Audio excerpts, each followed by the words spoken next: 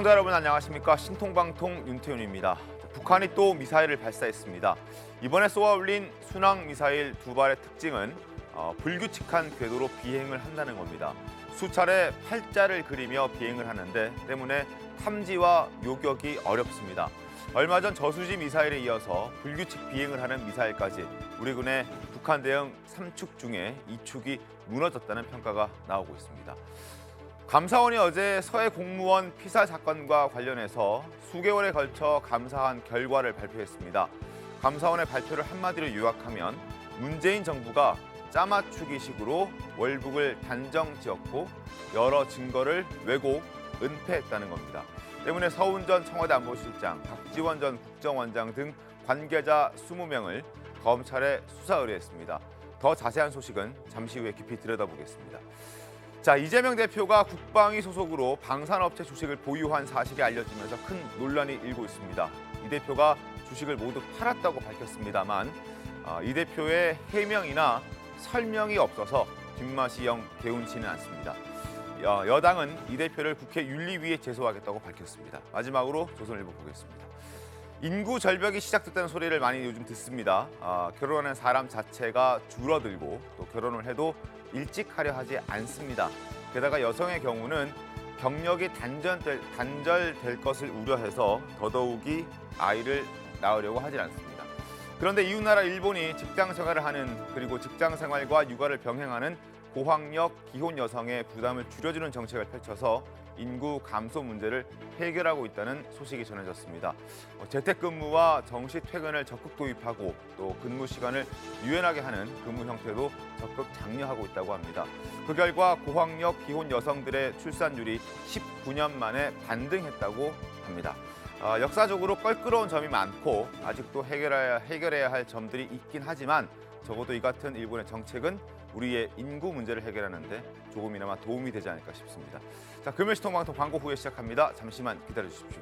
네, 금요일시통방통 시작하겠습니다. 어젯밤 감사원이 서해 공무원 피살 사건과 관련해서 충격적인 결과를 발표했습니다.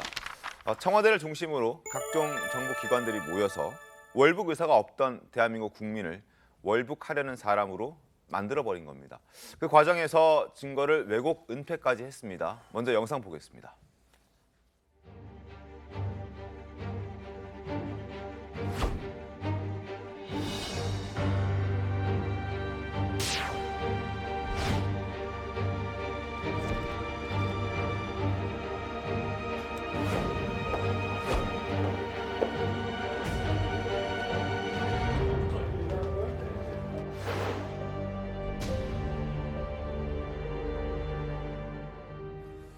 자, 감사원 발표 내용을 먼저 화면을 통해서 설명을 좀 드리겠습니다. 화면 보시죠. 감사원의 서해 공무원 피살 사건 감사 결과 첫 번째, 위기 관리 매뉴얼이 작동되지 않았다라는 겁니다. 청와대 안보실이 대응 방향 결정 위한 최초 상황 평가 회의를 실시하지 않았다. 심지어 서훈 안보실장은 사건이 벌어진 날 7시 30분에 퇴근까지 했다는 소식까지 전해지고 있습니다. 그리고 사실 은폐 및 증거 삭제, 국방부는 서욱 전 장관 지시에 따라서 군사정보체계에 탑재된 첩보 보고서 60건을 삭제했고 국정원 역시 박지원 전 원장의 지시로 첩보 보고서 46건을 삭제했습니다. 모두 106건이 삭제된 겁니다. 증거들이. 그리고 자진 월북으로 속단했고 근거를 왜곡했다. 자, 안보실은 자진 월북 취지로 언론 대응하도록 해경과 국방부에 지침을 하달했습니다. 이 하달을 받은 해경과 국방부는 원보이스로 하나의 목소리를 내면서 실험 결과도 왜곡하고 그리고 증거 확인 없이 자진 월북했다라고 발표를 하고 그와 관련된 증거만 언론에 공개를 하는 그런 일들이 벌어졌습니다. 발표 내용 어떻게 보셨습니까, 어제? 그러니까 감사원이 이제 6월 달부터 감사를 시작을 했는데 그 이후에 이제 관련 기관에 대해서 여러 가지 새로운 사실들을 지금 말씀하신 내용 중심으로 이제 확인을 했어요. 상당한 성과라고 저는 봅니다만은 저 결과를 봐가면서 계속 궁금증은 더 커져요. 왜 그러냐면 그럼 왜 그랬을까가 전부 빠져 있어요. 왜 첩보 보고 106건을 삭제를 했을까? 뭐 그게 남아 있으면 안 될 일이라도 있는가 하는 거. 그다음에 해경이 이 이제 표류 뭐 하는 예측 같은 거 이런 거 분석을 맡겠다는 거 아닙니까? 네. 근데 거기에서 표류 가능성 같은 게 나오니까 그것도 또 무시해 버려요. 그렇습니다. 그러면 결국은 처음부터 월북이라고 결론을 정해놓고서 나머지를 맞춰간 것 아니냐 이런 이제 의문이 드는데 그 의문에 대한 답은 물론 감사원이 뭐 박지원 전 원장이나 서훈 전 안보실장이나 또는 문재인 대통령에 대한 서면 조사 뭐 이런 것들이 전혀 이루어지지 않은 상태이기 때문에 결과 발표에도 한계가 있었다 우리가 이렇게 짐작은 되지만 그래도 그 왜라는 부분이 빠져 있기 때문에 궁금증은 훨씬 더해진다 이런 말씀을 드리겠습니다. 어떻게 보죠? 이게 지금 중간 수사 결과 발표인 셈이지 않습니까? 원래는 뭐 오늘 발표할 것으로 예상했는데 어제 서면을 통해서 미리 좀 내용이 나왔고요. 일단 아직 최종적으로 완성된 감사원의 의견이 아니기 때문에 좀 지켜봐야 되는데 네. 일단 검찰에 이제 수사를 의뢰했다는 것은 어쨌든 심각하게 문제를 보고 있다는 거고 이제 그럴 만한 정황들이 수사를 통해서 나온 거죠. 당시에 이제 월북 단정은 사실은 누가 봐도 좀 성급한 측면이 없지 않아 있었어요. 물론 이제 군 특수정보라는 SI 정보를 통해서 그런 정황이 나왔기 때문에 네. 정황 자체도 없었는데 아예 월북 조작으로 몰아갔다 이렇게 보기는 어렵지만 그 정황이 의심의 여지 없이 충분했느냐에 대해서는 이견이 있을 수밖에 없고요. 네. 그로 인해서 지금 뭐 사망하신 이대준 씨는 물론이거니와 유족들까지 지금까지 고통을 받고 있기 때문에 이 사안에 대한 진상규명은 이제 필요하다고 보는데 근데 과연 감사원이 발표한 대로 5개 기관에 20명을 수사 의뢰할 만한 사안인지에 대해서는 여전히 미심쩍은 대목이 좀 남아 있고요. 그리고 더 이제 좀 납득이 안 가는 건 해경과 국방부가 네. 입장을 180도 바꿨어요. 그러니까 감사원 감사 이전에 감사 결과가 나오기 이전에 국회에 나와서 답변을 하면서 당시에 그렇게 상황 판단을 당시하고 달리할 만한 그런 새로운 증거나 또 새로운 정황이 나왔느냐 이에 대해서는 답변을 못하면서 어쨌든 당시 판단을 바꾸는 그런 답변을 했어요. 그래서 이게 어떻게 보면은 일각에서는 특히 이제 민주당에서는 결론을 정해놓고 지금 감사를 밀어붙이고 급기야는 이제 수사까지 하려는 거 아니냐. 그래서 이런 문제 전반에 대해서 제가 보기에는 어차피 이게 이제 검찰 수사를 할 수밖에 없고 네. 지금 이제 대통령 기록물에 대한 압수수색까지 이루어지고 있지 않습니까? 네. 검찰 수사를 지켜보면서 최종적으로 국민들이 판단하실 문제라고 봅니다. 알겠습니다. 왜라는 궁금증이 여전히 남습니다. 왜 당시 문재인 정부에서는 이렇게 일을 처리했는지, 왜 이렇게 월북으로 몰아갔는지에 대해서 아직은 그 원인이 명확하지는 않습니다. 그래서 아마 감사원은 서훈 전 상황실장 그리고 박지원 전 국정원장 등을 포함해서 20명을 검찰에 수사 의뢰해서 구자룡 변호사님 이 왜 원인에 대해서 좀 밝혀내려는 거 아닌가 싶습니다. 예, 그래서 이 내용은 사실 수사로 갈 수밖에 없기도 하고 지금 정치권에서는 이제 뭐 윗선으로 올라가서 결국은 문재인 대통령까지 뭐 포토라인 세우려는 거 아니냐 이게 정치적인 의미만 있는 듯이 이렇게 하고 있는데 그건 네. 사실상 굉장히 왜곡이고 이건 형사 사건 자체로만 봐도 수사가 그렇게 진행될 수밖에 없는 사건입니다. 그리고 그 정권이 바뀌었기 때문에 입장을 별다른 증거 없이 바꿨다라고 정치권에서는 얘기하지만 그건 민주당 얘기고 사실 전혀 그렇지 않은 게 106건의 문건을 삭제했다라는 정황이 드러난 것만으로도 사실 네. 안 맞는 게 있구나. 무려 그게 106건이구나라고 사실 상식적인 사람들은 다 그렇게 생각할 수밖에 없는 것이거든요. 원보이스로 가라는 지침이 나왔고 거기에 안 맞는 증거는 그때 다 삭제했던 것이기 때문에 사실 이런 정보에 의해서 야당 그때 당시 이제 국민의힘에서도 이거는 월북으로 봤습니다라고 한 건 사실상 그 국민의힘의 의원들도 속인 거고 그 내용을 가지고 국민들도 속였다라고 볼 수 있습니다. 정보를 통제하면 사실 결론도 통제하는 것이거든요.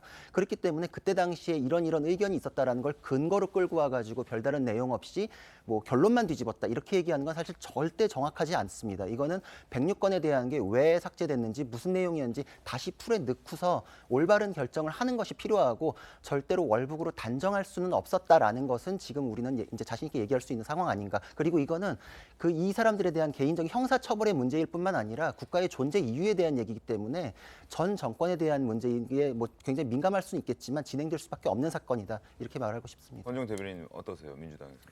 그러니까 저는 어쨌건 이 과정을 통해서 이 사건의 진실이 좀 잘 밝혀졌으면 좋겠는데 사실 그때 당시 이 판단했던 근거가 있었지 않습니까? 그건 지금 저희가 앞서 이야기한 바대로 SI 군사정보에 의해서 월북 의사가 있었던 걸로 보인다. 그래서 어떤 결론을 내렸던 건데 그것과 관련된 어떤 논의가 나와야 정말로 그때 좀 잘못 판단했구나. 혹은 아니면 그때 그렇게 판단할 만한 여지가 있었구나라고 할 것 같은데 거기에 대한 정보는 지금 없어요. 그리고 자료를 삭제했다고 하시는데 제가 알고 있기로 네.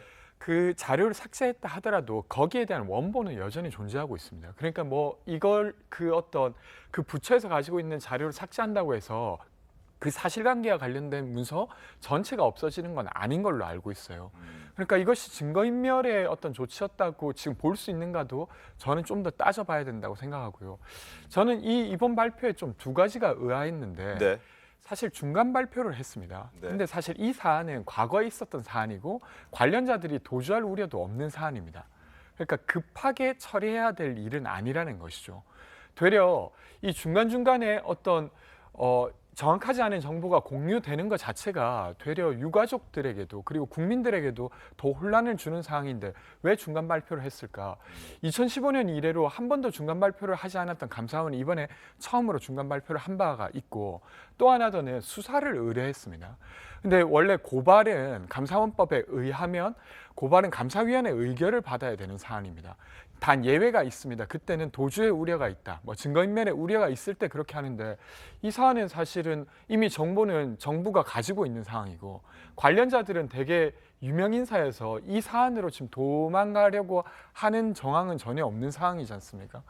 근데 이것을 감사위원회 의결도 없이 사실은 수사를 의뢰했다는 것이죠. 그래서 그런 것들이 좀 의아해서 되려 이 정보가 더 진실에 가깝다는 어떤 판단이 된다기보다 또 이 정보 자체가 또 정치적으로 의심이 되는 그런 상황이 된 것 같습니다. 알겠습니다. 네, 오히려 문서를 삭제했다는 부분에서 이제 의문을 제기하시는데 그 문서가 있다고 이렇게 말씀을 하시는데 저는 이렇게 생각합니다. 대통령 기록물이라는 것도 결국은 과연 존재할까 하는 의문이 드는 것이 안보실이 결국은 컨트롤 타워지 않습니까? 그런데 네. 안보실에서 최초에 상황 회의도 하지 않았고 지침을 내렸단 말이죠. 그리고 안보실의 모든 안보와 관련된 정보가 공유되고 그러한 것들이 우리가 정부가 끝날 때 대통령 기록물을 지정할 때 어떤 기록물을 지정하겠다고 지정을 해야지만 기록물로 남아 있습니다. 근데 그때 당시 삭제된 게 과연 원본이 남아 있다? 대통령 기록물로 남아 있다? 과연 거기에 대해서 저는 의문을 제기하고 있고요. 그래서 기록이 삭제된 순간부터 존재하지 않을 것이다. 그리고 감사원의 중간 발표는 당연히 감사원법에 의해서 할 수 있는 겁니다. 그리고 수사 의뢰라고 했고 중간 발표라고 했고 그런 게 핵심이 아니라 문제는 중간 발표지만 새로운 내용이 들어가 있었다는 거죠. 우리 국민들의 의문을 제기하고 있는 근 7시간 가까운 시간 동안에 청와대가 안보실이 아무런 조치를 하지 않았던 거죠. 그리고 퇴근을 했단 말이죠. 퇴근을 하고 구조 조치도 하지 않았다는 것이 미국 같으면 어떻겠습니까? 자국의 국민입니다. 국민의 생명이 위태로운 상황인데 아무런 조치를 하지 않고 방치했다는 거죠. 그러한 것들이 새로운 사실이 이번 중간 발표가 됐고 그것이 국민들이 궁금해하는 사실입니다. 알겠습니다. 자, 당시 국방부가 자진 월북 판단한 그 근거를 몇 가지 제시했던 적이 있죠. 그거 좀 보겠습니다. 일단. 자, 당시 국방부는 혼자 구명조끼를 착용하고 있었다. 이대준 씨가. 그리고 CCTV 사각 지역에서 슬리퍼가 발견됐다. 또 하나, 발견 당시 소형 부유물에 의지하고 있었다. 월북 의사를 북한군에게 표명했다라는 내용이었습니다. 그러나 감사원들은 이 근거들이 잘못됐다라고 얘기를 했습니다. 일단 구명조끼 같은 경우에는 거기에 한자가 적혀 있었다는 거죠. 국내에서 시판되고 국내에서 구할 수 있는 구명조끼에는 한자가 없다. 그렇다면 이건 다른 나라에서 가져온 것이다 라는 추측을 해볼 수 있고, 그리고 CCTV 사각지역에서 슬리퍼가 발견됐습니다만 그 슬리퍼가 이대준 씨 것이다라고 특정할 수 있는 근거조차 없었다. 그러나 이건 이대준 씨 거라고 당시 국방부가 발표를 해버렸다라는 이야기입니다. 월북 의사 표명 역시 월북 의사를 자발적으로 표명했다라기보다는 어쩔 수 없이 살기 위해서 당시에 월북 의사를 표명했다라는 내용이 빠져 있다라는 거고, 여러 가지 해경의 표류 가능성을 제기한 실험 결과도 왜곡됐다. 이런 내용들이 있습니다. 물론 감사원의 중간 발표고 검찰의 수사 의뢰도 해놓은 상태이기 때문에 그런 모든 과정들을 좀 지켜봐야겠지만 이게 만약 사실이라면 상당히 충격적인 그런 발표가 아닐 수 없습니다. 자, 지난 6일에도 국정감사에서도 여야 의원들 이런 문제를 지적했습니다. 영상을 좀 보도록 하겠습니다. 구명조끼가 그 배에 있던 건지 아닌 건지를 어느 누구도 확인할 수가 없었습니다. 그리고 부유물에 의지하여 월북했다는데 그 부유물을 배에서 준비한 것인지 최초에 준비한 것인지 아닌지도 다 확인하지 못했어요. 슬리퍼가 이대준 씨 것이다. 나중에 봤더니 DNA가 여러 개 나와서 공용 슬리퍼로 됩니다. 도박 채무 공황장애. 도박 채무 있으면 다 월북하나요? 그리고 공황장애는 전문가 7명 중에서 1명만 공황장애 같다라고 얘기했고 이 한 명도 나중에는 철회했어요, 의견을. 잘못됐다고 인정해야 될 거 아니에요. 이렇게 부실한 증거로 월북이라고 단정했으니까. 면밀하게 이렇게 조사를 했습니다. 그런데 이제 증거가 충분하지 못하다. 그래서 증거를 발견할 수 증거가 없었다. 윗선의 지시가 있었던 것입니까? 그거는 제가 그 당시 그 관계선상에 있지 않아서 알 수 제가 없어요? 알 수가 없습니다. 자, 그리고 또 하나 영상을 하나 더 보여드릴 텐데 지난 6월에 서해 피살 사건과 관련해서 수사 결과가 번복된 데 대한 야당 의원들의 의혹 제기도 있었습니다. 영상 보겠습니다.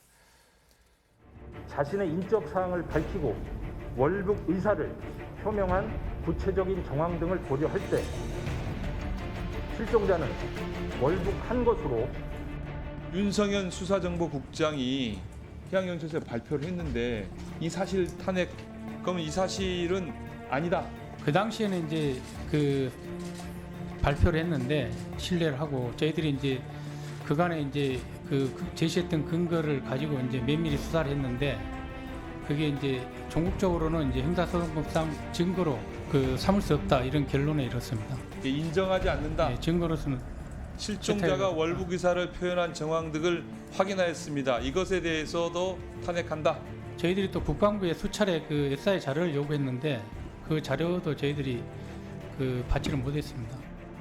해경이 이토록 엉망인 조직입니까? 해경이 그렇게 정말 위의 지시에 의해서 수사 결과도 뒤바꾸고 진실도 바꾸고 그럴 수 있는 조직이에요? 그렇지는 않습니다. 이 지금 판단의 번복이 진실이라면 해경은 정말 조직 가치가 없는 조직이에요. 대통령까지 지금 전임 대통령까지 수사하겠다는 거 아닙니까? 잘못된 수사 결과라고 인정합니까? 법률적 판단으로 봐주시면 좋겠습니다. 앞서도 말씀을 드렸지만 여러 가지 문건들이 삭제가 됐습니다.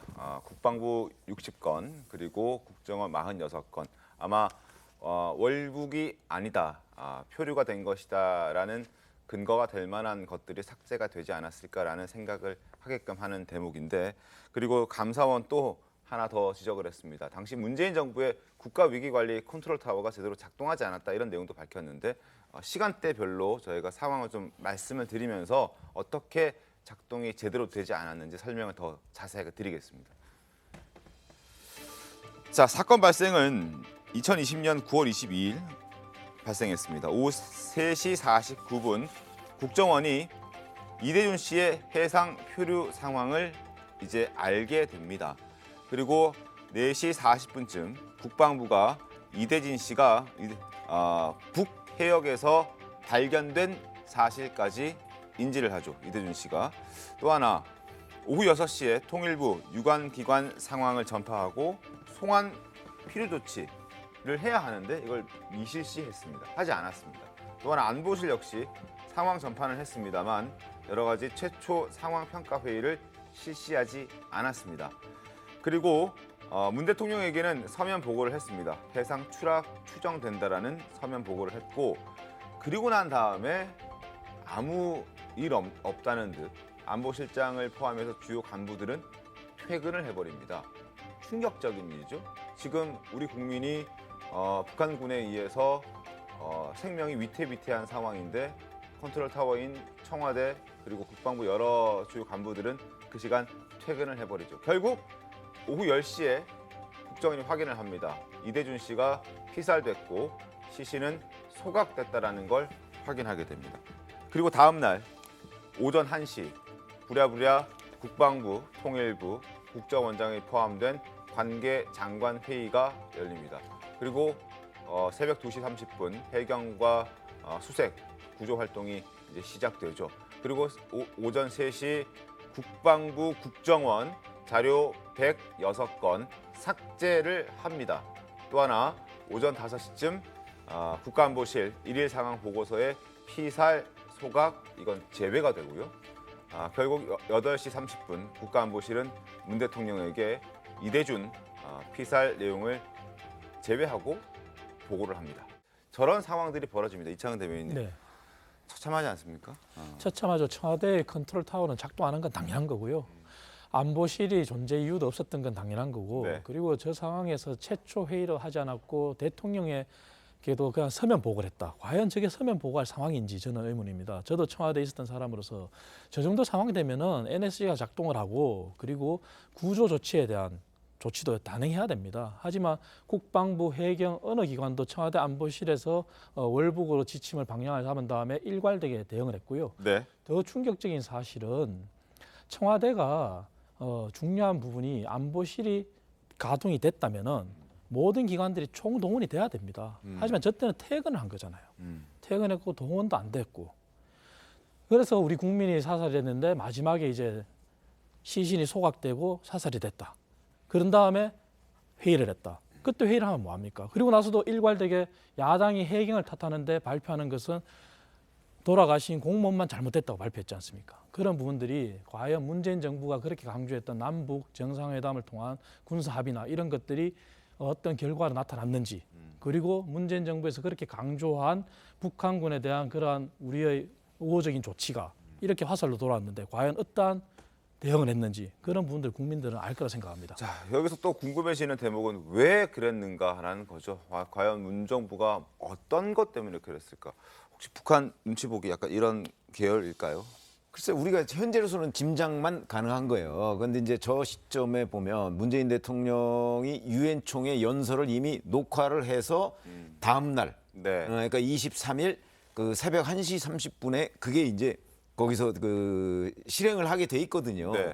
그래서 이제 짐작하건대 뭐 거기서 이제 종전선언 제안을 북한에 하지 않습니까? 그러니까 그런 것들을 의식했나? 뭐 이런 여러 가지 관측들이 있는데 그러니까 저희가 아까 말씀드렸듯이 감사원 감사 결과를 보면 그 부분이 의문이 해소가 안 돼요. 왜 처음부터 이랬을까?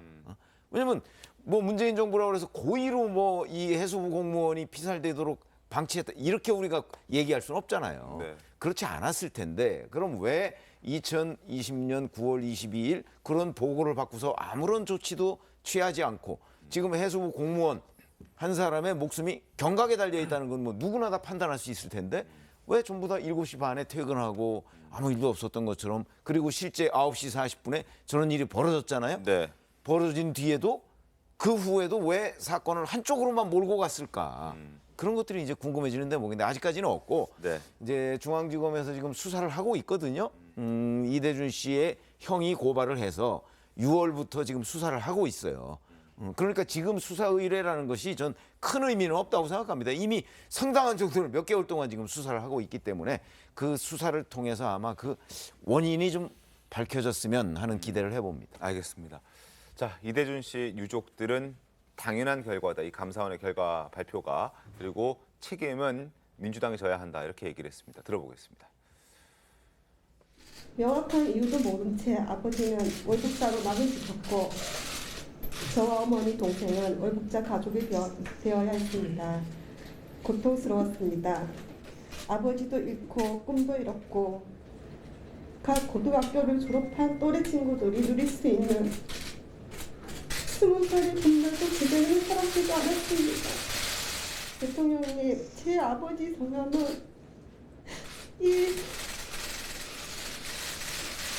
태자 준자 이대준입니다. 그리고 제 아버지는 월북자가 아닙니다. 당시 여당이었던 민주당은 그 시간 동안 뭐 했습니까? 저를 찾아와 월북의 정황이 확실하니까 인정하여라. 어린 조카들을 위해 인정하면 기금을 조성하여 보상하겠다라고 했습니다. 마치 월북의 범죄자인 양 낙인을 찍어버렸고 뒷짐만 지고 아무런 책임 있는 발언도 안 했고 방관만 했습니다. 자, 문재인 전 대통령 기억하실 겁니다. 2020년 이 사건이 발생했을 때 진실은 투명하게 밝혀져야 한다라고 말을 했습니다. 그러나 지난달 감사원의 서면 조사 요청에는 무례한 짓이라고 강하게 비판의 목소리를 내기도 했었죠. 관련 발언들을 좀 듣겠습니다. 최근 서해에서의 우리 국민 사망으로 국민들의 걱정이 크실 것입니다. 투명하게 사실을 밝히고 정부의 책임을 다할 것이지만 한편으로 평화체제의 절실함을 다시금 확인하는 계기가 되었습니다.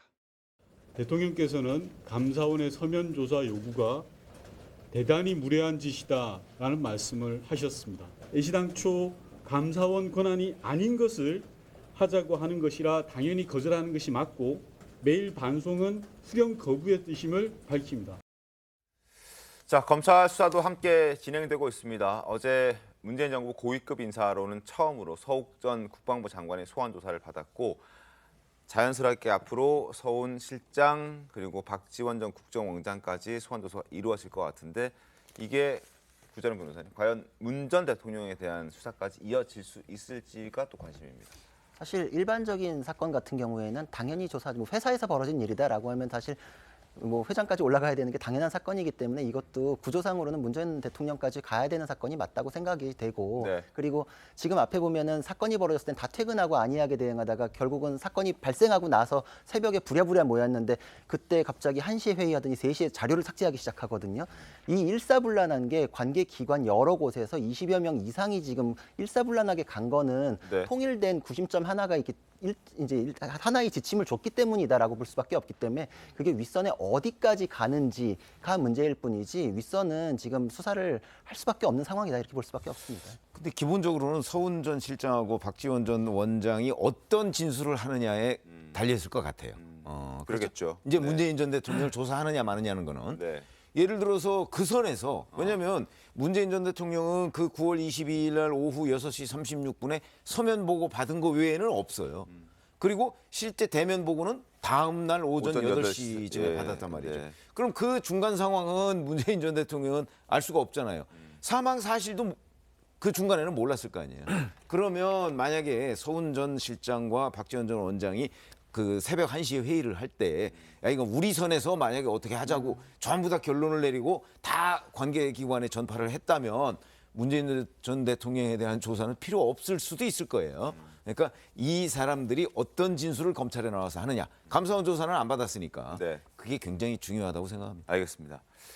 상황을 지켜보겠습니다. 자, 다음 주제 가시죠.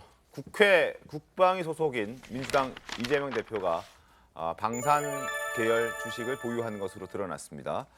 논란이 됐고 이 대표도 그 논란을 빨리 덮기 위해서 주식을 모두 팔았다고 밝혔습니다. 그러나 아무런 설명도 해명도 없는 상태라 그 논란은 쉽게 가라앉지 않고 있습니다. 화면 보시죠. 국회의원 재산 공개 내역을 통해서 드러난 이재명 대표의 방산 주식 보유 상황이었습니다. 한국조선해양 1,670주, 현대중공업 690주, 2억 원이 넘는 주식의 양이었습니다. 처분했습니다. 그러면서 민주당은 이렇게 설명을 했습니다. 자, 이재명 대표는 방위 산업 관련 주로 거론되는 주식을 전량 매각했다. 국회 등에 청구한 백지 신탁 심사 절차와 무관하게 상임위 활동과 관련된 불필요한 오해를 불식하기 위한 결정이다라고 설명을 덧붙였습니다. 이재명 대표 과거에도 본인에 대해서 설명을 하면서 본인은 슈퍼개미다라고 얘기를 한 적도 있고 주식 투자를 꽤 잘했다라는 얘기도 본인이 직접 한 적이 있습니다. 잠깐 들어보겠습니다. 제가 도지사가 되면서 백지 신탁 제도 때문에 주식을 강제 매각을 했는데 참 안타깝게도 그 후에 전체적으로 주식시장이 너무 활성화돼서 이 화랑의 혜택을 못 본 점이 매우 아쉽습니다. 제가 이제 개미 중에서도 꽤 큰 개미인데 뭐 왕개미까지 못 되더라도 뭐 저도 사실 주식 투자 처음 시작할 때 이 주식 시장이 뭔지도 모르고 투자를 시작했다가 전 재산을 이 주식을 투자했는데 IMF를 맞이해가지고 아주 심각한 타격을 입어서 거의 친구 권유로 주식을 샀다가 첫 주식을 대박? 나는 몰랐는데 작전 주식이었던 거예요. 아침 신문을 볼 때마다 기분이 너무 좋은 거예요. 그래서 친구한테 전화해서 빨리 그것도 팔아라. 그랬더니 이 친구가 자기 못 팔겠대. 거의 싸우다시피 해서 팔았어요. 팔았는데 그 다음부터 내가 팔고 나니까 쫙 떨어지니 딱 제자리가 버리더라고. 뭐 주식에 대해서 뭐 그렇게 말을 아끼는 스타일은 지금까지는 아니었는데 그러나 이번에 이 논란만큼은 침묵을 하고 있습니다. 아마 국민들은 이재명 대표에게 묻고 싶은 게 많고 왜 방산주를 샀는지 또 상임위를 국방위로 선택한 배경에 혹시 이 주식이 작용했었는지 또 하나 이해충돌 의혹은 알고는 있었는지 등등 본인이 직접 설명하고 해명하는 모습을 아마 많은 국민들은 보고 싶어 할 겁니다. 그러나 이 대표는 한마디 말이 없습니다. 영상 보겠습니다. 실자를 왜 없습니까? 내가 방산 주식을 산 이유는 뭔가요? 주식 처분 계획이 없으실까요? 이해충돌 소지가 있다는 걸 좀 어떻게 보십니까? 이득을 봤다는 것 때문에 그 주식 가격이 많이 올랐고 이득을 보셨기 때문에 이게 문제가 있다 그런 내용. 네, 여기까지 다리 위험하니까 조심하시고요. 여기까지만 하겠습니다. 자, 권중 대변인님, 그래도 국회의원이고 또 대선 후보이기도 했고 또 현재 야당의 대표라면 좀 얘기를 좀 해주는 게 좀 좋지 않을까요? 어떻습니까? 사실 저는 좀 이 논란이 되었을 때 그 네. 논란의 내용이 좀 무엇인지 좀 의아하긴 했습니다. 왜 그러냐면 국회의원이 되기 전에 이제 주식을 샀고 그 주식이 아주 뭐 특정한 주식이라기보다 뭐 현대중공업이라든지 조선해양 이런 것들은 일반적으로 살 수도 있는 주식이라고 저는 일단 생각합니다. 그리고 당시에는 일단 국회의원이 아니었고 네. 그리고 국회 상임위 배정이라고 하는 게 그렇게 예측한 대로 딱 갈 수 있는 것만은 또 아닌 것 같습니다. 야당이랑 이제 협의도 해야 되고 그리고 당 내에서도 어떤 상임위에 갈지 그래서 이 주식을 살 시점에 네. 뭔가 국방위로 갈 예정이니 이 주식을 샀다고 저는 지금 추측하는 건 좀 너무 지나친 비약이라고 물론 일단 그럴 수도 생각하고요. 있죠. 그러나 일단 주식을 사고 난 그 시점쯤에는 인천 계양을 보궐선거에 나가는 게 어느 정도 결정이 된 상태였고 그래서 국회의원이 되는 데는 큰 무리는 없을 것이다라는 생각을 할 수 있었고 또 하나 상임위 결정할 때 1순위로 국방위를 선택했다는 점 이런 부분들은 좀 의심스럽다는 생각도 들긴 합니다. 근데 이제 이재명 의원은 당 대표지 않습니까? 네. 그러니까 상임위 활동에 있어서 상임위 활동에 좀 약간의 부담이 적은 곳을 택할 수 있습니다. 예를 들면 외교통상위라든지 국방위 같은 경우에는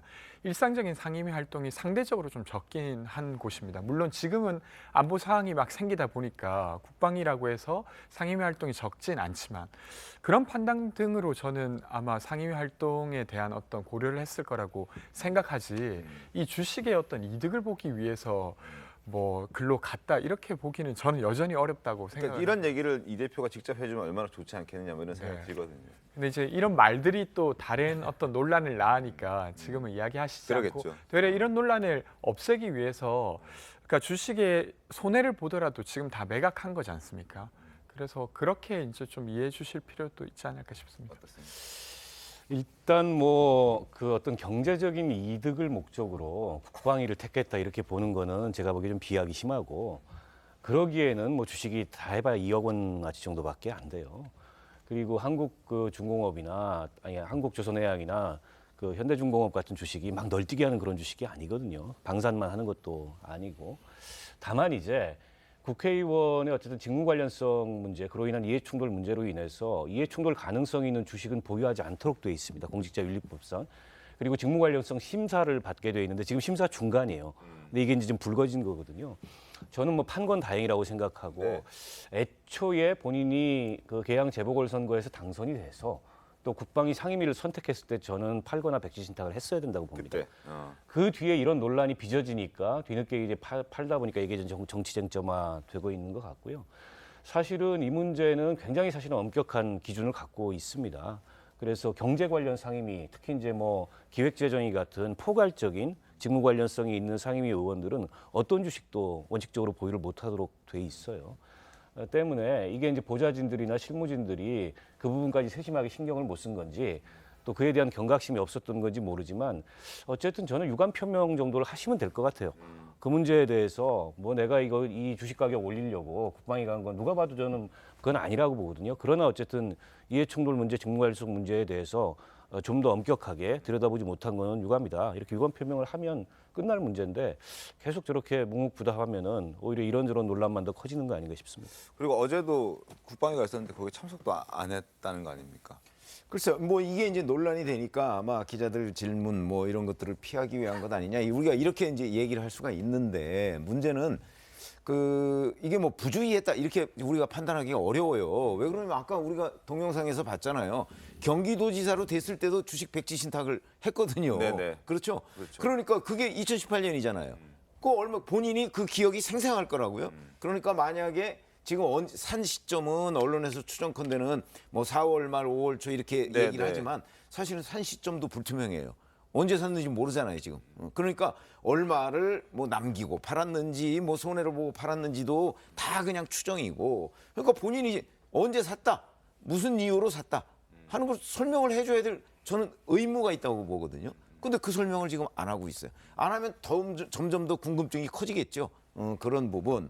그다음에 국방위원회로 배정된 게 기사를 찾아보면 7월 말이에요. 7월 뭐 26일인가 이때 국방위로 배정이 됐다고 기사가 떠요. 그러면 7월 말에서 이게 백지 신탁을 신청한 게 8월 30일로 돼 있어요. 그럼 8월 28일 날 전당대회를 했잖아요. 네. 그러면 대표가 되고 나서 백지 신탁을 한 건데 그럼 대표가 안 됐으면 그냥 가지고 있으려고 했었나? 백지 신탁 안 하고? 이런 의문이 들잖아요. 왜 국방위로 배정됐을 때 그때하고 이 백지 신탁을 의뢰한 때하고 한 달 이상의 그 차이가 있는데 그 시간 동안에 뭘 했을까? 그리고 본인이 그 주식을 가지고 있으면서 뭐 돈을 벌려고 했다. 우리가 이렇게까지 무리하게 해석하지는 않겠지만 적어도 그 주식을 가지고 있으면서 이해 충돌 문제가 생기는 국방위를 왜 일지망으로 했을까? 이런 것들이 이제 다 궁금한 대목이잖아요. 거기에 대해서 답을 해야 되는 거 아닌가요? 말씀하신 것처럼 본인이 분명한 해명을 안 하다 보니까 의혹이 정폭됐는데요. 저는 이재명 대표가 멘탈은 참 강하다 이렇게 생각을 합니다. 왜냐하면은 대선 시기에는 우리 언론이 주장한 것처럼 이런 주식이 없었는데 현대중공업과 한국조선해양인데 한국조선해양은 현대중공업 그룹의 지주사 역할을 하는 겁니다. 그리고 거기에 소속된 회사가 현대중공업이고 본인이 슈퍼개미는 아니고 개미라 했는데 저 정도 되면 슈퍼개미입니다. 한국조선해양과 연결되어 있는 현대중공업 주식, 두 주식을 2억 3천만 원치 샀다는 것은 굉장히 큰 금액입니다. 우리가 주식 백지 신탁의 기준도 3천만 원을 하는 이유가 3천만 원 정도는 소액 투자로서 개미 투자로서 보기 때문에 그 부분에 대해서는 자유롭게 신고를 안 해도 직무 연관성도 따지지 않습니다. 하지만 3천만 원을 초과하는 부분에 있어서는 직무 연관성을 따져서 심사를 받아라 하는 거거든요. 네. 그리고 주식을 매입한 시점을 이제 언론에서 추정한 건데 이제 4월 5일이라 그러는데 4월 5일에 저 주식 가격을 보면은 현대중공업 같은 경우는 지금 주식 가격만큼 바닥입니다. 한국조선해양도 상당히 내려갔고요. 그리고 그 사이에 몇 번의 상승 기류가 있었어요. 그런 부분들이 본인이 속 시원하게 해명을 하면은 의혹 해소될 상황입니다. 알겠습니다. 어쨌든 이전 이 대표는 팔았습니다. 팔았고 국민의힘은 팔았지만 이게 알려진 다음에 뒤늦게 팔았다, 숨기다가 팔았다 이렇게 얘기를 하면서 윤리위 제소하기로 했습니다. 김기현 의원은 이런 얘기를 했죠. 민주당이 사법 리스크를 덮는데 현안돼 있는데 이재명을 지키기 위한 정당으로 전락하고 있다. 이런 얘기를 했습니다. 들어보겠습니다. 오로지 이재명 지키기 허위무사하는 데만 전념하고 있다. 당헌도 거쳤습니다. 네. 이게 오중 방탄조끼를 입었단 말이죠. 아무리 이 방탄조끼를 뭐 5개 아니면 10개 입더라도 이 진실의 미사일 힘은 워낙 커서요. 이제 막 다가오고 있거든요. 그런데 그걸 죽창으로 막겠다고 지금 이러고 있는 거죠. 그렇군요. 자, 그리고 뭐 약간 결이 다른 이야기이긴 한데요. 최근 김의겸 의원이 한동훈 장관을 공격하는 과정에서 불거진 그 대북 코인 있지 않습니까? 잘 아시죠? 이게 뜬금없이 소환된 이 과정에서 이재명 대표도 좀 난처한 상황일 것 같긴 한데 민주당의 이러한 상황, 다소 좀 비꼬는 듯한 그런 글이 있었는데 그 글에 문재인 전 대통령이 좋아요를 눌렀다라는 게 지금 캡처 화면으로 좀 여기저기 돌고 있는 것 같습니다. 지금 보여드리는 저건데요. 2022년 11월 21일 뉴스 속보, 김의겸 의원이 제보로 시작된 대북 코인 수사가 급물살을 타고 있다는 소식입니다. 지금까지 200여 차례 압수수색 이렇게 되어 있습니다. 좋은 뜻의 내용은 분명 아니죠. 여기에 문재인 님이 마음에 들어함이라고 하트가 여기 딱 있습니다. 저게 이제 논란이 되고 있는 건데 과연 문 전 대통령이 직접 한 거냐 아니면 뭐 또 다른 사람에 의해서 자의와 상관없이 하게 된 거냐 뭐 이런 얘기들이 좀 있습니다. 어떻게 보십니까? 사실 근데 문재인 대통령께서 SNS를 직접 한다는 거는 어느 정도 확인이 된 내용이거든요. 예전에도 사실 게시물 때문에 논란이 됐던 적이 굉장히 많은데 이상한 게시물이 올라왔다거나 뭐 좋아요가 좀 안 좋은 내용에 달렸다거나 이런 거에 대해서 논란이 있었을 때 쭉 누가 작성하냐 대신 작성하는 사람 있냐 이랬을 때 고민정 그때 당시 대변인이 SNS 직접 하신다 그랬고 최근에 문제됐을 때는 고양이가 좋아요 버튼 누른 걸로 보인다 이런 식으로 해가지고 그렇죠. 해명이 됐던 걸로 보면은 사실 다른 사람이 대리 작성한 게 아니라 문재인 대통령 본인 계정은 본인이 운용을 하시는 거는 인정을 한 거거든요. 그래서 저도 저런 일이 왜 이렇게 반복되는지 이해는 할 수 없는데 일단 다른 사람이 관여했다고 볼 수 없기 때문에 실수든 뭐든 하여튼 문재인 본인이 이렇게 눌렀다고는 추론할 수 있을 것 같습니다. 알겠습니다. 근데 아까 그 트위터는 가짜 뉴스잖아요. 2022년 11월 21일은 아직 오지 않았어요. 그렇죠. 근데 2022년 11월 21일 현재 대대적인 수사가 벌어지고 있다. 저런 거에 문 대통령이 직접 저걸 좋아요를 눌렀겠습니까? 무슨 연유인지도 모르겠지만 직접 좋아요를 눌렀다고 보기는 그럼 어렵죠. 누가 눌렀을까 이게 궁금해요. 그러니까 누가 눌렀을까? 또 고양이가 눌렀나 보죠. 아까 사진도 보여드렸는데 고양이가 이렇게 휴대전화 위에 앉아 있지 않습니까? 뭐 그런 과정에서 이제 실수로 눌려졌다라고 과거에는 해명을 하기도 했는데 뭐 아직 입장 발표는 없습니다. 어떻게 됐는지 좀 기다려보고 하여튼 저런 해프닝이 있었다라는 걸 저희가 좀 말씀을 드렸습니다. 다음 주제 갑니다. 자, 법무부가 부산 낙동강변 살인사건 재심 무죄 피해자들에게 국가가 72억 원을 배상해야 한다는 판결을 수용했다고 합니다. 항소를 포기했다고 합니다. 한동훈 법무부 장관의 결정인 것 같은데요. 영상 보겠습니다. 국민의 인권을 보호하는 따뜻한 법무 행정을 펼쳐나갑시다. 인권은 사회적 약자와 소수자를 포함한 모든 인간에게 정의와 존엄성이 보장되도록 하는 헌법상 최고의 가치입니다. 인권 존중이란 우리의 목표에는 타협이나 이견의 여지가 없습니다. 자, 인권을 존중하겠다. 국민들의 인권을 존중하겠다는 취지의 어떤 결정이었다라는 해석이 나오고 그리고 인혁당 사건 피해자의 지연 이자 이것도 면제해주고 또 제주 4.3 사건 재심 청구 대상자들의 그 일반 재판 수용인까지 또 확대해주는 이런 행보들을 지금 하고 있는데 요 인권 친화적인 행보에 대해서는 좀 평가를 좀 해주시죠.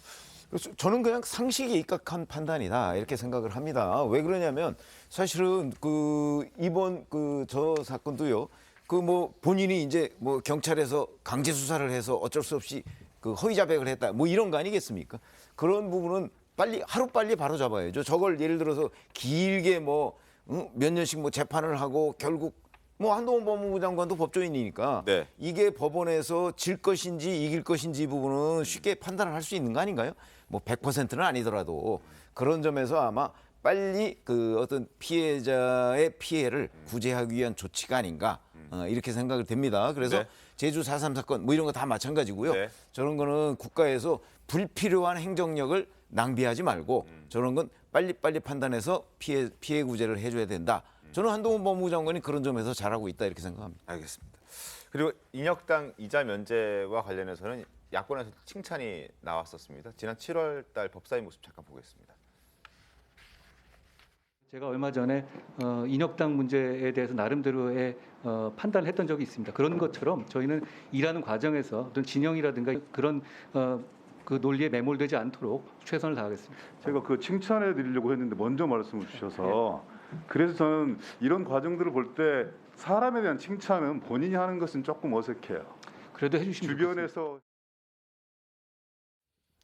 어떻게 좀 보셨습니까? 지금 그 한동훈 장관이 법무부 장관으로서의 여러 가지 업무를 잘 보고 있다. 저도 이렇게 생각하고 네. 저도 편집장님 말씀대로 굉장히 한동훈 장관이 상식에 기반해가지고 업무 처리를 하고 있다고 생각을 하는데 사실 과거에 그렇지 않았거든요. 왜냐하면은 그 국가 상대로 한 소송이 있을 때는 대법원 판결이 나왔을 때 따르면 공무원들이 굉장히 편해요. 그래서 항소 상고는 거의 기계적으로 한다라고 볼 수 있었는데 이걸 특별한 관심을 가졌기 때문에 항소를 하지 말아라라고 지시를 내린 거거든요. 이거는 굉장히 특별한 관심을 보이고 그거에 대해서 상식을 작동을 시킨 거기 때문에 기존에 기계적으로 해왔던 거에 비해서는 굉장히 한동훈 장관이 인권 친화적인 이런 관심을 투영하고 있다 이렇게 볼 수 있습니다. 권중우 대변인 어떻습니까? 저는 일단 항소 포기한 건 잘한 일이라고 생각합니다. 근데 사실은 그 국가가 그 국가의 어떤 힘으로 폭력을 가했던 사람에게 피해를 보상하는 것도 잘한 일이라고 생각해요. 근데 네. 그것을 가해했던 사람이 있지 않습니까? 네. 그러니까 전혀 그 사실이 아니었음에도 불구하고 경찰, 그와 관련된 검찰들이 있는데 여기에 대한 조치가 있어야 실제로 여기에 대한 반성이 있는 겁니다.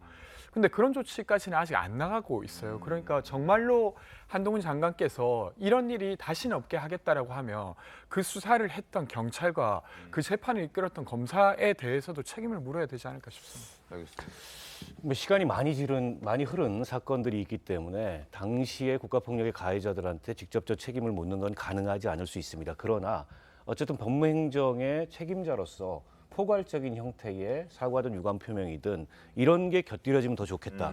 이런 생각이고요. 네. 어쨌든 법무행정의 최종적인 목적은 국민의 인권 보호입니다. 그렇습니다. 그런 측면에서 저는 잘한 거라고 보고 네. 아쉬운 것은 특히 이제 인혁당 피해자들의 그 지연이자 배상 문제는 지난 정부 때 쟁점화 됐던 문제예요. 근데 문재인 정부 때 이걸 왜 못했을까?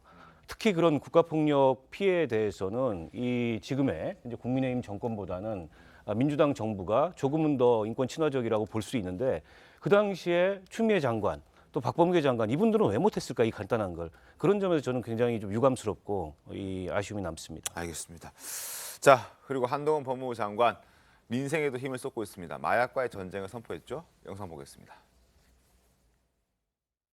저는 이렇게 마약과의 전쟁 하신다고 하니까 직을 걸고 한번 책임지실 의사가 있으신지 물어보고 싶습니다. 마약이 마약 청정 국가와 마약 오염 국가 이 둘밖에 없고요. 중간은 없다고 생각합니다. 마약류 압수물을 기준으로 보면은 최근 한 4년 사이에 10배가 증가했습니다. 근데 이거는 굉장히 심각한 상황이지. 무조건 막아야 되고 무리를 해서라도 막아야 되는 것이 이 타이밍을 놓치게 되면 걷잡을 수 없게 되고 아주 강력하게 대책을 수립하고 있고.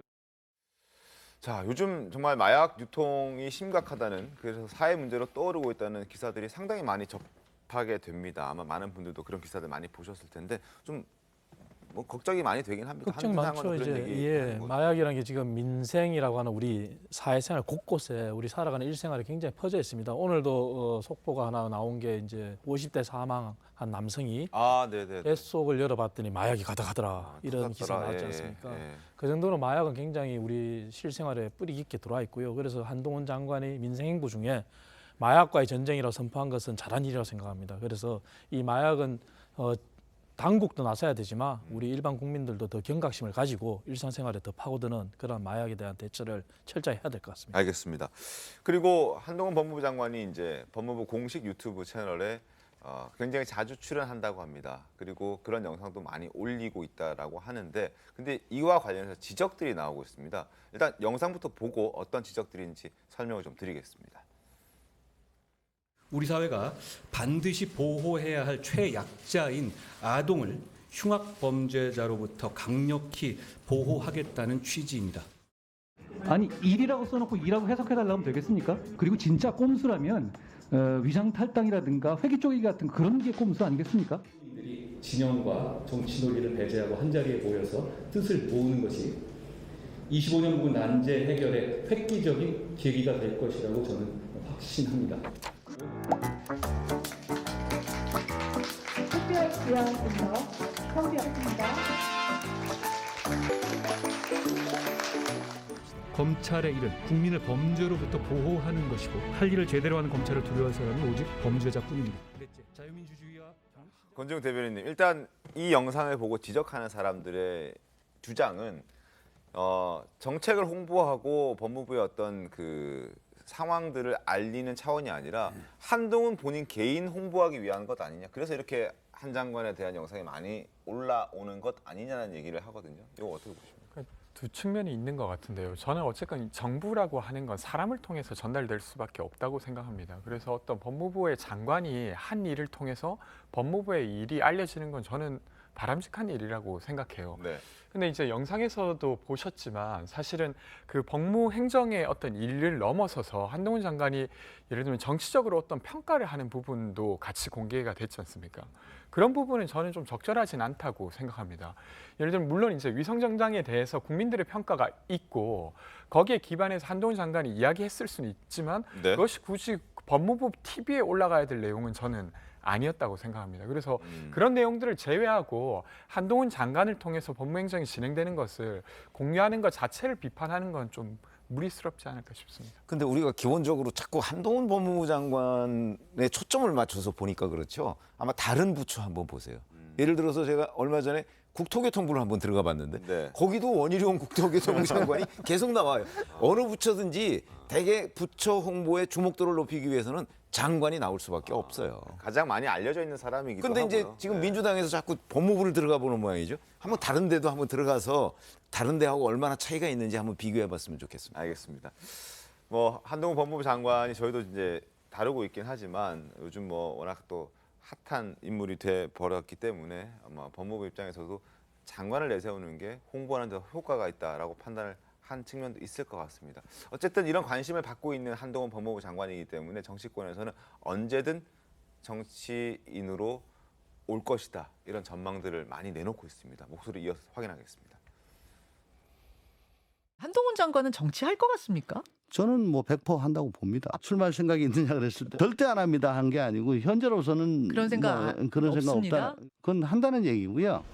그러면 국민의힘 안에서도 정치인 한동훈을 염두에 두고 많이 주목을 하고 있습니까? 정치 집단이기 때문에 새로운 정치적인 그 자산들이 생기는 거는 아주 좋은 일이라고 봅니다. 총선 출마할 거라고 보세요? 저는 뭐 출마할 가능성이 많다고 봅니다. 마지막으로 윤석열 대통령이 지금 한동훈 장관을 어떻게 지켜보고 있을까요? 아주 애정어린 눈으로 지켜보지 않을까요? 자, 물론 한동훈 법무부 장관은 뭐 아직까지 정치하겠다 이런 얘기는 전혀 하지 않고 있고, 그러나 뭐 상황은 또 어떻게 바뀔지 모르고 또 마음도 어떻게 바뀔지 모르는 거니까 좀 지켜보도록 하겠습니다. 자, 다음 수사 가겠습니다. 핫한 인물들 만나보는 시간이죠. 오늘 핫한 인물들 첫 번째는 김문수 경사노위 위원장입니다. 거침없는 발언 국감장에서 했던 거 기억하시죠? 그때 발언 다시 들어보겠습니다. 윤건영이 종북 본성을 드러내고 있습니다. 생각과 말과 행동으로 반미 반일 민족의 수령님께 충성하고 있습니다. 이 생각에 변함이 없습니까? 뭐 저런 점도 있는 측면이 있다고 저는 생각합니다. 그러나 잘라서 말씀드리기보다는 문제가 있는 점이 많이 있다 저는 그렇게 생각합니다. 예.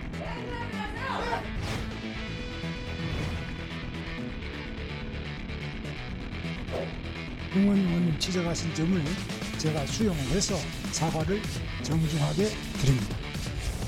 예, 의사진행 발언. 위원장은 한마디로 맛이 갔던지 제정신이 안 해요. 어쩌다가 청년 노동운동가 김문수가 이 지경까지 왔습니까? 문재인 대통령은 종북 주사파라고 생각하십니까? 문재인 대통령은 뭐 본인이 신영복 선생을 가장 존경하는 한국의 사상가다. 신영복 선생을 존경한다는 사람은 김일성 주의자입니다. 그럼 굉장히 문제가 있어요.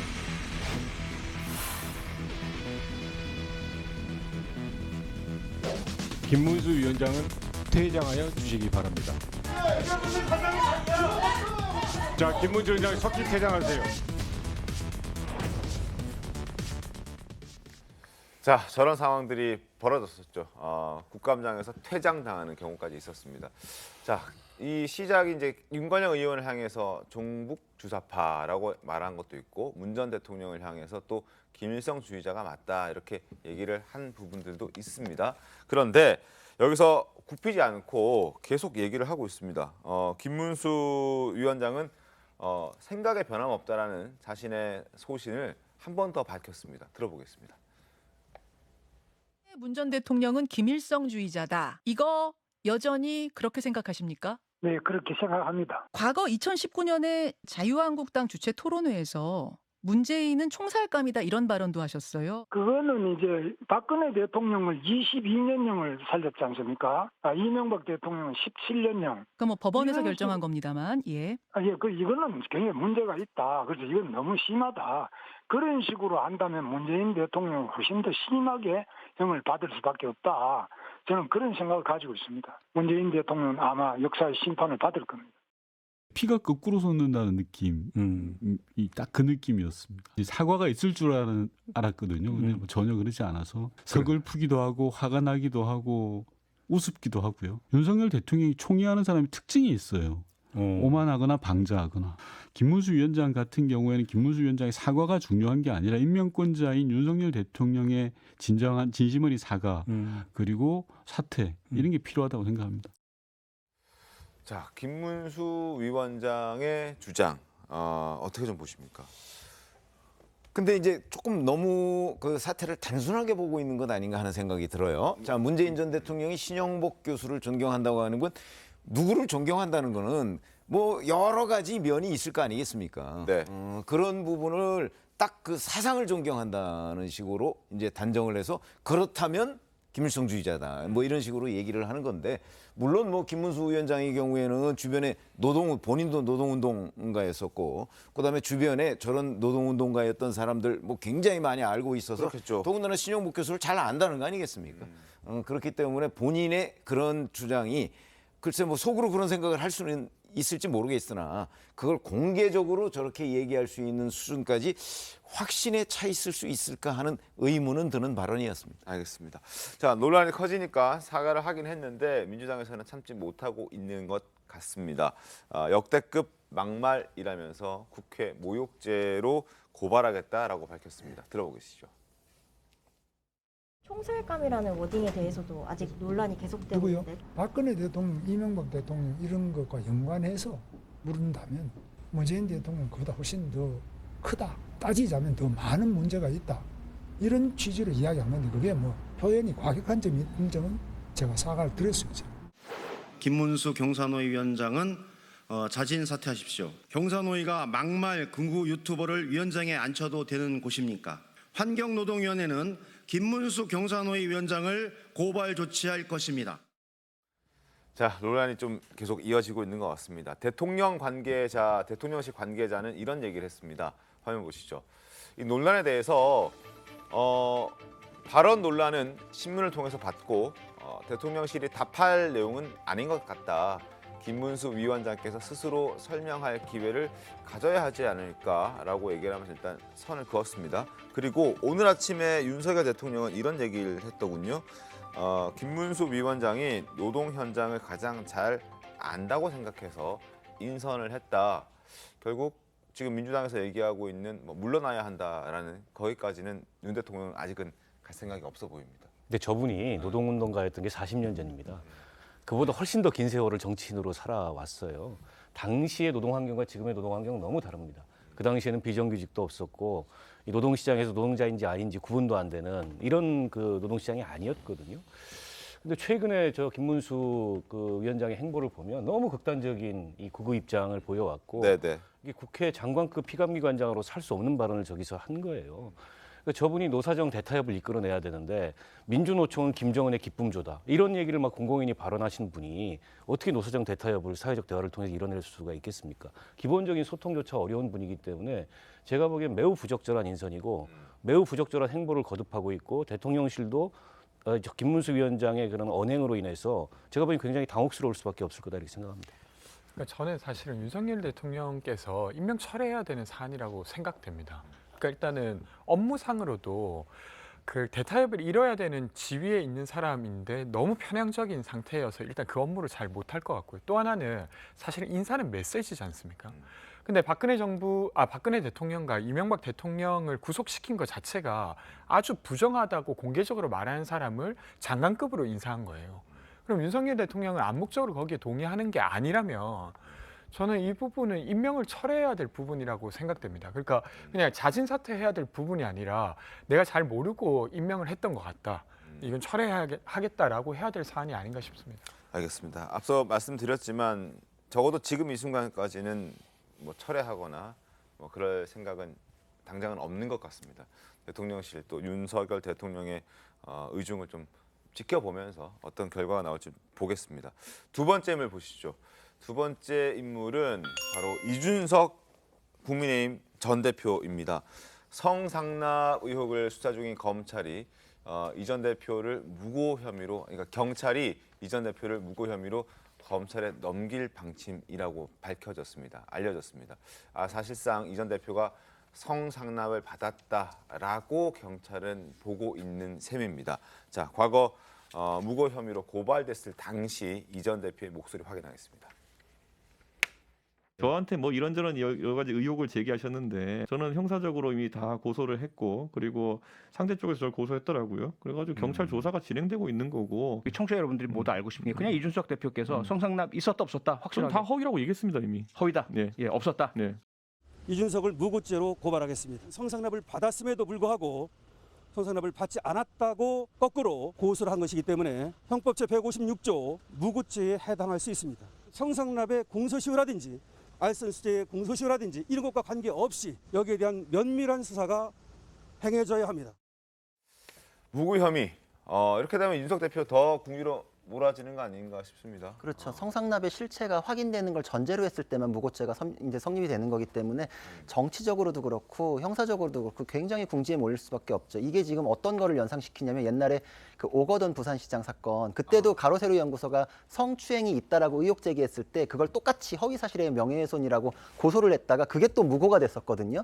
그래서 그것도 무고도 같이 유죄가 인정이 됐었던 사례가 있기 때문에 거의 지금 구조는 비슷하게 가지 않나. 이준석 대표로서는 자기는 성상납과 관련된 실체에 대해서 완전히 부인하고 있었는데 본인이 지금 그거를 허위사실에 의한 명예훼손으로 고소하는 순간 과거의 문제가 현실의 문제가 됐거든요. 과거의 문제는 사실 뭐 공소시효나 이런 걸로 법리적으로는 빠져나갈 수 있는 부분이 있었지만 지금 이제 현실의 문제가 됐기 때문에 본인의 사건화로 인해서 이거는 그 실체를 가릴 수밖에 없는 사건이 되었다. 앞으로 지금 이제 검찰, 법원 이제 쭉 실체에 대한 얘기가 계속 나오게 될 겁니다. 알겠습니다. 일단 이 전 대표 입장 좀 보시죠. 이 전 대표는 이러한 입장입니다. 화면 보시죠. 송치 혐의에 대해서, 이게 무고 혐의에 대해서 좀 부인한다 이렇게 얘기를 하고요. 증거인멸 교사조차 한 적이 없다는 것은 제가 숨기거나 감출 것이 없다는 것이다. 증거인멸을 교사하지 않았다고 봤으면서도 막상 제가 무고했다고 한다. 말이 안 된다라는 취지죠. 지금 일방적으로 경찰이 제3자의 진술만 들어서 이 사건을 송치했다라고 얘기를 하고 있고 검찰이 기소 결정을 내리지 않을 것이라고 확신을 하면서 만약에 기소가 된다 하더라도 법원에서 철저하게 진실을 밝히겠다. 말이 좀 긴 생각이 듭니다.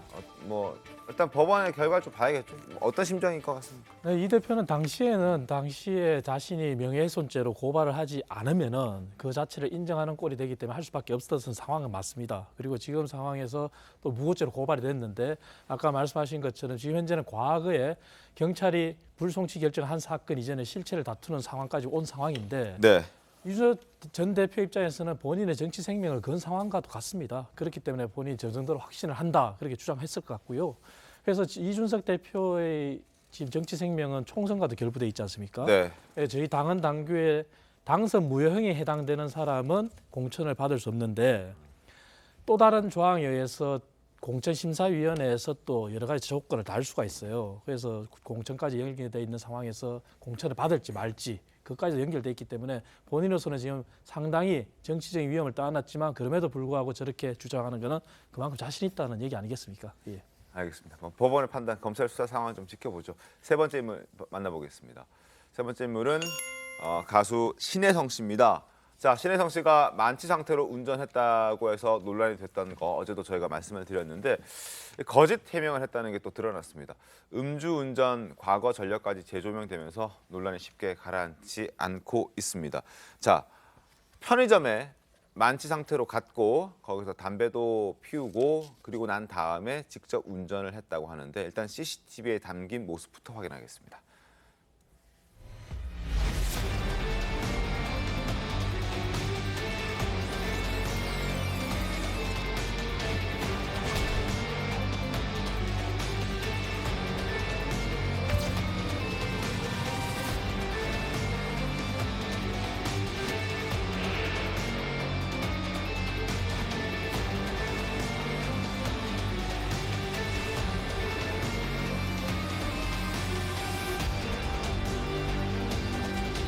담배 정도 사가는 정도? 이게 몇 분 왔다 갔다 가지고